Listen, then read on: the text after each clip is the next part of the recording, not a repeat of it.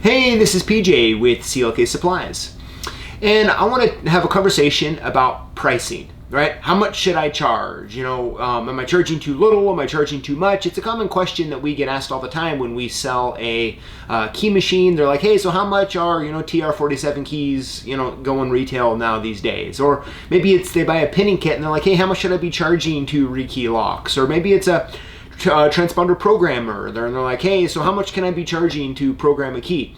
And that kind of stuff. And I think those are great questions to ask. And I think the most common way they're answered is, call around to your competition and see what they're charging and maybe charge the same or maybe a little less or a little more, something like that. Which is all great, but I really want to explore or go a little deeper than that and try to give the best answer I can in this regard. Now, pricing is one of those sensitive subjects, right? I think we've all witnessed it, whether online or at a trade show or something, and you have one guy say, hey, I charge, $1.50 to cut a quick set key, and another guy's like, I charge $5, why are you giving that away? And then another guy's like, hey, I won't leave my house for under $100, and another guy's like, well, I'll do 5 rekeys and go to someone's house for $100, right? And there's all sorts of different stuff all over the place, and of course, everyone, wants to defend their position, which is, probably good. You should probably know exactly why you're charging what you're charging. So I want to just try to answer this question the best I can. At the same time, I really want to condense it down to the very basics of it. So I'm going to be kind of talking about a cost plus type basis of a pricing structure. At the same time, though, I'm really going to boil this down very simply, okay?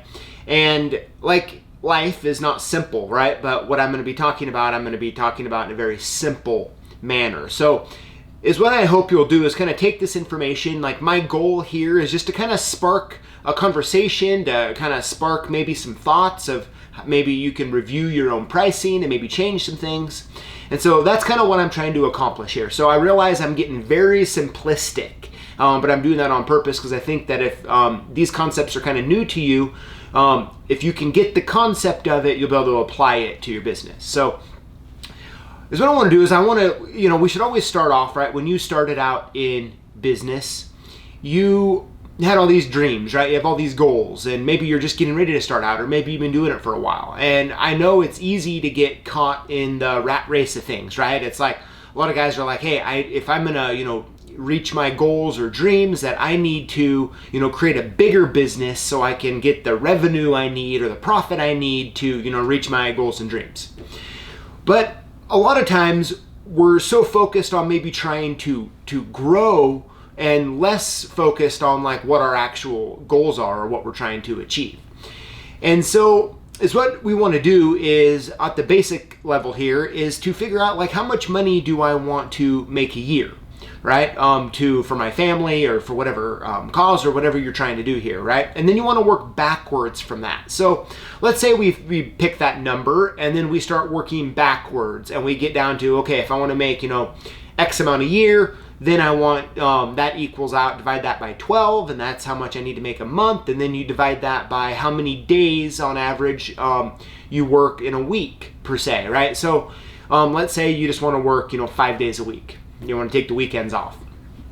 So once you have that established, and then you have to figure out what that dollar amount is. And let's say it's $300, right? My goal is to make $300 a day, Monday through Friday, okay? So now that we have that dollar amount, that $300 amount, now we need to start looking at all of our cost of goods sold, okay? For this example, we're just going to pretend that all we do is residential rekeys, okay?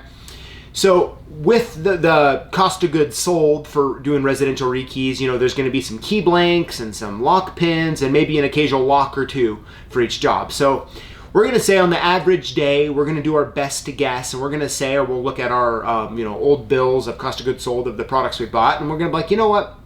It cost me about $50 a day in supplies for key blanks, for lock pins, and maybe a lock or two, something like that along the way. So now that we know what our cost of goods sold is, which is $50, we want to go on to what are our expenses, okay? And you're going to want to figure what these out are on a monthly basis, and then you're going to want to condense it down to per day.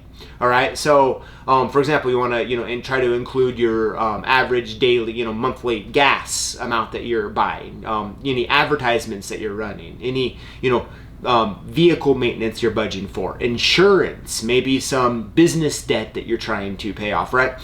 Any of that sort of stuff, you want to, figure out what that amount is. And for this example, we're going to use $150. Okay, so it's going to cost us for between gas and advertisements and our vehicle insurance, all of that is going to be $150. So we want to make sure we're making $300 a day. We have a cost of goods sold at $50, and then we have our expenses per day at $150. So the total there is going to be $500. So our goal now is to make sure that we're bringing in enough revenue to cover $500 a day. So this is where it really starts to get important, right? So if you go and you look and you're like, okay, so, if I want to do 5 jobs a day, I think I can book 5 jobs a day. And that can kind of be my goal to work for, is to keep trying to get 5 jobs a day. I want to make sure that I'm bidding those out and then I'm quoting them and that I can get $100 per job, because $100 a job, 5 a day equals $500.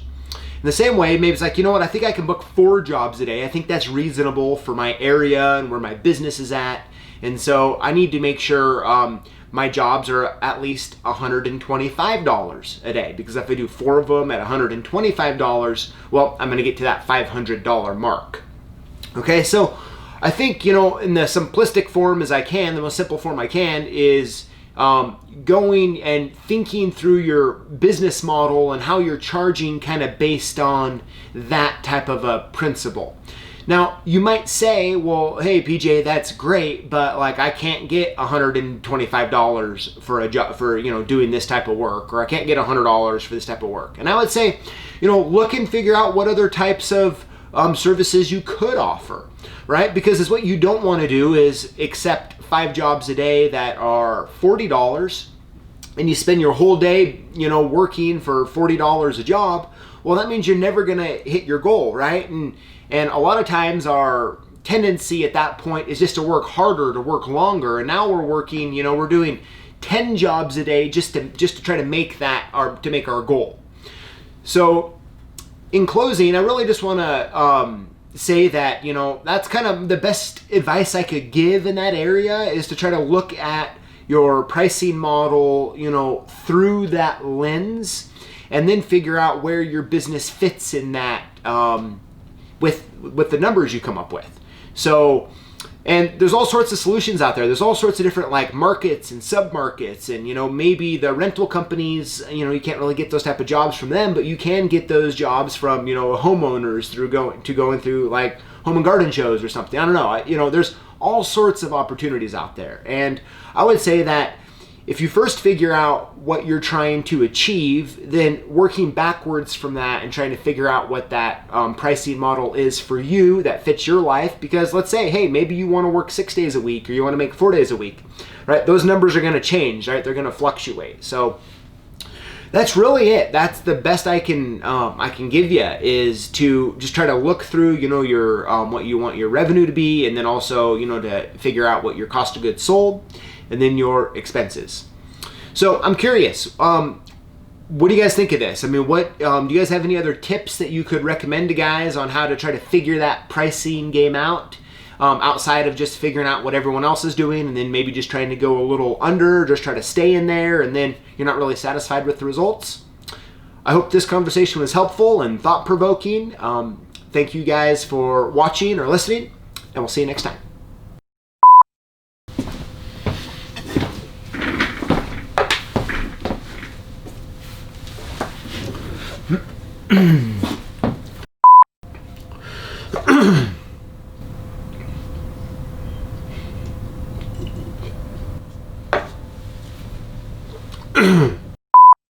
Hey, this is PJ with CLK Supplies. And a common question that gets asked just in general, really in business, is, how much should I charge?